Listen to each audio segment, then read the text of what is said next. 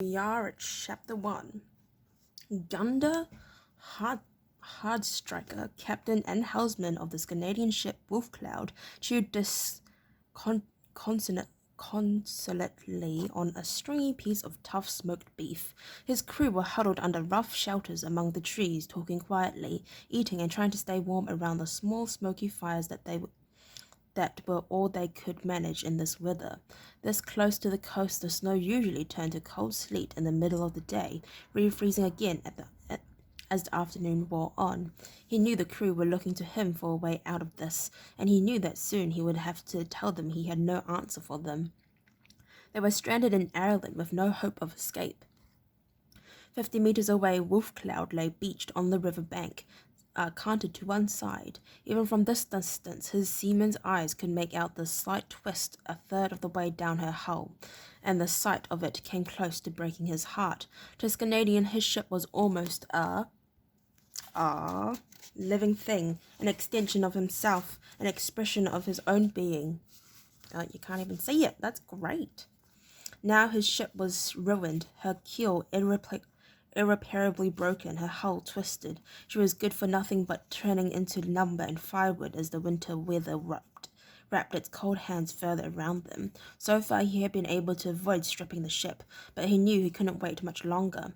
They would need the wood to build more substantial huts and to burn as firewood. But as long as she still looked like a ship, even with that damnable twist to her hull, he could retain some sense of his pride at being a skirl, as Canadians termed a ship's captain. The voyage had been a disaster from start to finish, he reflected gloomily. They had set out to raid Gallic and Iberian coast villages, staying well away from Ireland as they did so. Raids on the Ireland coast were far and fewer between these days. Since this Canadian Obergel had signed a treaty with the Ireland king, they weren't actually forbidden to raid, but they were discouraged by Obergel Eric, and only a very stupid, foolhardy skirl would be keen to face Eric's style of discouragement. But Gunther and his men had been the last of the raiding fleet to reach the narrow sea, and they found the villages either empty, ransacked by earlier ships, or pre-warned and ready to take revenge on a single late raider. There had been hard fighting, and he had lost several men, and was left with nothing to show for it. Finally, as a last resort, he had landed on an island off the southeast coast of Ireland, desperate for provisions to see him and his men through the winter on the long journey back north. He smiled sadly as he thought of it. If there had been a bright spot in the trip, that had been it. Prepared to fight and lose more lives, desperate to feed themselves, this Canadian's crew had been greeted by a young ranger, the very one who had fought beside Eric in the battle against the Timidrias some years back. Surprisingly, the ranger offered to feed them. He even invited them to a banquet that night in the castle, along with the local dignitaries and their wives. Gundar's smiles broadened at the memory of that evening, recalling how his rough and tumble sailors had stayed on their best manners, humbly asking their table companions to pass the meat, please, or requesting just a little more ale in their drinking mugs. These were men who were accustomed to cursing heartily, tearing legs off roast boar with their bare hands, and occasionally swilling their ale straight from the keg. Their attempts at mingling with polite society would have been the basis of some great stories back in Scandinavia. His smile faded. Back in Scandinavia, he had no idea how they would get back to Scandinavia, or even if they would ever return home. They had left Seacliff Island well fed and provisioned for the long trip. The ranger had even provided them with the means of a small profit from the trip in the form of a slave. The man's name was Buttle, John Buttle. He was a criminal, a thief, and a murderer, and his presence in Ireland was a source of potential trouble for the ranger. As a favor, the young man had asked Gunder to take him as a slave to Scandinavia. The girl naturally agreed. The man was strong and fit, and he'd fetch a good price when they got home.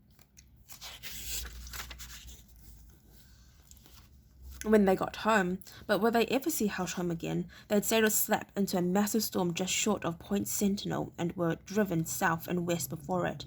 As they came closer to the Ireland coast, Gunder had ordered Buttle's chains struck off. They were heading for a lee shore, A situation all sailors dread, and there was a good chance that the ship would not survive. The man should have a chance, Gunda thought. He could still feel the sickening crunch as Wolf Cloud had smashed down on a hidden rock. At the time, he felt it as if his own spine were breaking, and he could swear he had heard the ship cry out in agony. He knew instantly from her slugging response to the rudder and the way she sagged in the peaks and troughs of the waves that her backbone was fractured. With each successive wave, the wound deepened, and it was only a matter of time before she slipped in as she split into two and went under. But Wolf Cloud was a tough ship, and she wasn't ready to lie down and die. Not just yet. Then, as if it were some divine reward for the stricken ship's courage and the efforts of her storm-battered crew, Gunda had seen the gap in the rocky coast where a river mouth widened before them. He ran for it, the ship sagging badly downwind, and made it into the sheltered waters of the river. Exhausted, the men fell back on their rowing benches as the wind and wild waves died away. That was when Buttle seized his chance. He grabbed a knife from one man's belt and slashed it across his throat. Another rower tried to stop him, but he was off balance, and Buttle struck him down as well. Then he was over the rail and swimming for the far bank. There was nowhere to go after him. Strangely, few Canadians could swim, and the ship itself was on the point of foundering. Cursing, Gunda was forced to let him go and concentrate on finding a point where they could beach the ship. Around the next bend, they found a narrow strip of shingle that would suit their purpose, and he ran Wolf Cloud onto it at a shallow angle. That was when he felt the keel finally give way, as if the ship had kept her crew safe until that final moment, and then quietly died beneath their feet. They staggered ashore and set up a camp among the trees. Gunda felt it would be best to retain a low profile in the area. After all, without a ship, they had no means of escape, and he had no idea how the locals might react to their presence, nor how many armed men they might be able to muster. Canadians never shrank from a fight, but it would be foolish to provoke one when they were stranded in this country. They had food enough thanks to the ranger, and he needed time to think of some way out of this mess. Maybe when the weather improved, they could build a small boat from Wolf Cloud's timbers. He sighed. He just didn't know. He was a helmsman, not a shipwright. He looked around the little camp. On a hillock beyond the clearing where he sat, they had buried the two men Buttle had killed. They couldn't even give them a proper funeral pyre, as was traditional amongst Canadians. Gunda blamed himself for their deaths. After all, he was the one who ordered the prisoners set free. He shook his head and said softly to himself, "Curse John Buttle to hell. I should have dropped him overboard, chains and all." "You know, I rather think I agree," said a voice from behind him. Gunda leapt to his feet and spun around, his hand dropping to the sword at his belt. Ferox horns," he cried. "Where the devil did you spring from?" There was a strange figure wrapped in an odd black and white molted cloak, sitting on a log a few meters behind him. As Gunda had said the word devil, his hand hesitated, sword half drawn, and he peered more closely at the apparition. This was an ancient forest, dark and forbidding. Maybe this was a spirit or a warrior that protected the area. The patterns on the cloak seemed to shimmer and change from form as he watched, and he blinked his eyes to stabilize them. A vague memory stirred. He had seen that happen before, he realized. His men, hearing the commotion, had begun to gather round, but there was something about the cloaked, hooded figure that worried them too. Gunda noticed that they took care to stay well behind him, looking to him for a lead. The figure stood, and Gunda involuntarily took a half pace back. Then, angry with himself, he stepped forward a full pace. His voice was firm when he spoke. "If you're a ghost," he said, "we mean you no disrespect. And if you're not a ghost, tell me who you are, or you soon will be one." The creature laughed gently. "Well said, Gunda, hard striker, well said indeed." Gunda felt the hairs on the back of his neck rise. The tone was friendly enough, but somehow this thing knew his name. That could only mean some kind of supernatural power was at work here. The figure reached up and shoved back the cowl of his cloak. "Oh, come on, Gunda, don't you recognize me?" he said cheerfully.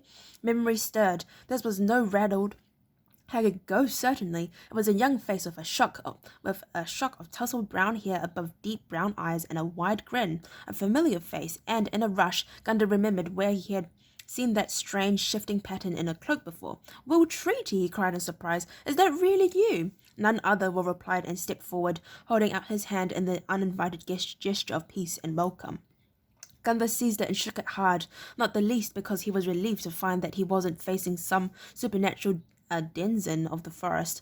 Behind him he heard his crew exclaiming loudly at this new development. He guessed they were feeling the same sense of relief. Will looked around them and smiled. I see some familiar faces, he said. One or two of the Scananians called out greetings to him. He studied them and then frowned slightly. I don't see Oakbender, he said to Gunda. Oath had fought in the battle against the Eastern Raiders, and he had been the first to recognize Bill at Seacliff Island. They had sat together at the famous banquet talking about the battle. Will saw a moment of pain cross Gunda's face. He was murdered by that snake Buttle, he said.